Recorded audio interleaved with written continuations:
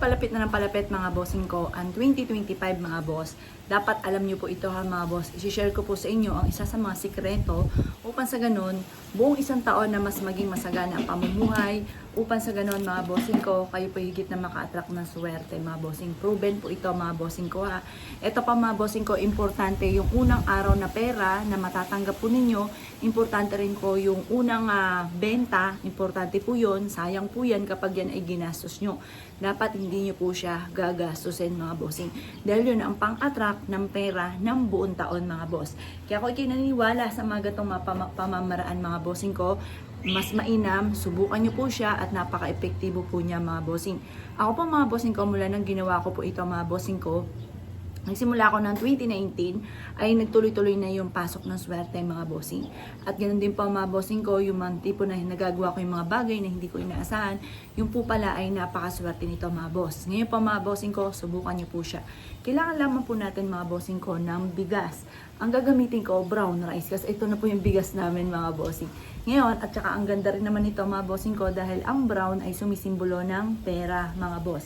Ito ang ma-share ko lang mga boss kasi nung isang taon, yung buena mano ko, dito ko siya inilagay kasi yung mga unang pera ko na natanggap, pati sa anak ko, ginawan ko siya ng ganito. Tapos yung unang pera, hindi ko talaga siya ginastos. Tapos pakita ko lang to sa inyo. Kasi ito yung unang-unang benta ko mga bossing. Kasi iba syempre yung unang benta sa negosyo. Iba rin yung bigay sa'yo mismo mga bossing. At eto po yun. Panalo mga bossing. Eto, hindi ko talaga siya ginastos mga bossing ko. Yung unang-unang benta namin mga boss. Eto na po siya. Ngayon mga bossing ko, lagay ko siya dito. Tapos, itutusok ko na lang siya dito. Kasi ito, yung unang benta namin ng 2023. Tapos, yung unang-una naman mga bossing ko na natanggap kong pera, ay dito ko siya inilagay sa mangkok mga boss. Yan. Tapos yung isa ko pang unang benta ng 2022, inilagay ko sa likod ng aking cellphone. Yun nga po yung 1,000 pesos. Ito, basta yung mga unang benta kasi sayang po yan kapag ginastos nyo po siya. Nag-a-attract po yan ng swerte, lalo na sa kaperahan. Yan mga boss. Yan yung 2022 mga bossing.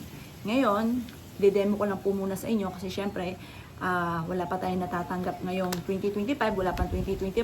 Video ko lang po muna to sa inyo para alam nyo po siya mga bossing. Ngayon pa mga bossing ko, ito yung unang-una kong natanggap mga bossing ko ng 2024 mga bossing, 500 pesos. Ngayon, kukuha po tayo mga boss ng maliit na pera, amount ng pera. Ano po ba ang pinakamaliit? Di syempre, pinakamaliit ay 5 Gs, ayan. Tapos, ang ginawa ko pa muna mga bossing ko, sa pinakailalim nito, meron akong wishes sa pinakailalim. Teka po ha, ito. Ngayon, mag-wish muna tayo. Ito po siya. Teka po ha, babasahin natin. Yan. Ito yung, teka po, baka pawirin tong mga pera. Basta isasama nyo dito mga bossing ko, yung unang-unang pera na inyong matatanggap ng unang pasok ng taon mga boss. Ito yung mga channel ko, finish ko din. Yan. Nilagay ko sa ilalim ng ano namin. Ito yung mga channel. Tapos ito.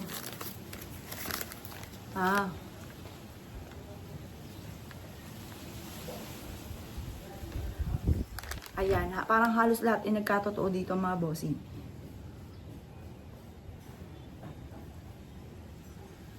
Nagkatotoo nga po. Ayan.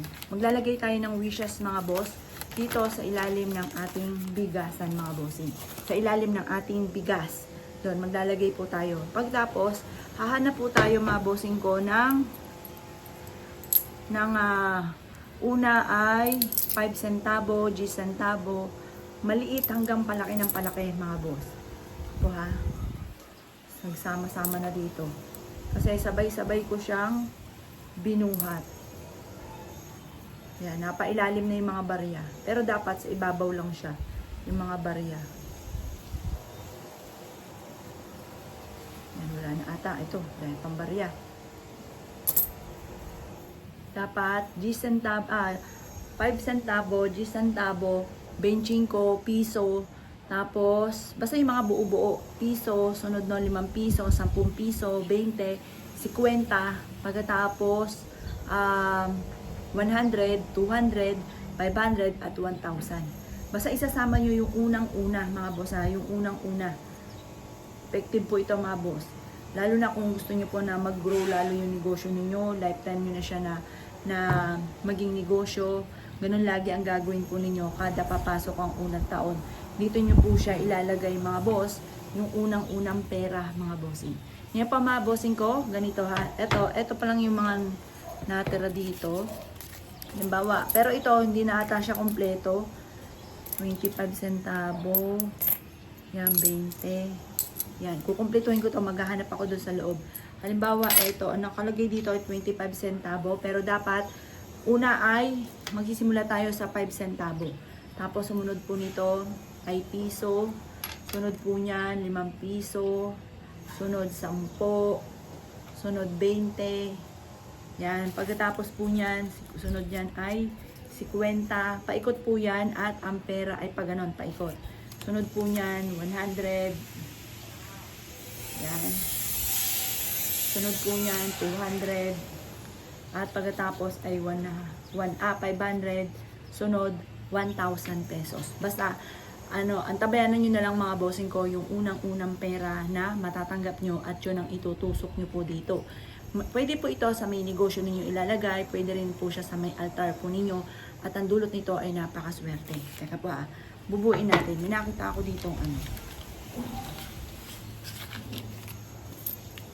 Yan. Tapos, tutusok ko muna dito yung unang-unang benta ko nga po mga bossing ko na $200 mga boss kasi foreigner yung unang-una namin benta nitong 2024 mga bossing. Yan, kauwi lang po galing ibang bansa, galing Canada. Ngayon pa mga bossing ko, ganyan lamang po ang gagawin nyo. Basta kailangan bubuin nyo mula maliit hanggang palaki mga bossing ko at pwede ka rin maglagay ng wishes sa ilalim. Proven po yan. I-wish nyo po na magkaroon ka ng maraming pera, magkaroon ng masaganang pamumuhay, maging matagumpay kayo sa inyo pong pagninegosyo, ganun po mga boss. Nang walang gamit sana, direct to the point ang pag-wish.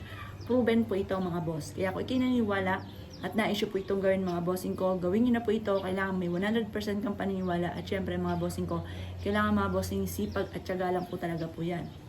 Marami kang pangarap, marami rin ang pagkayod.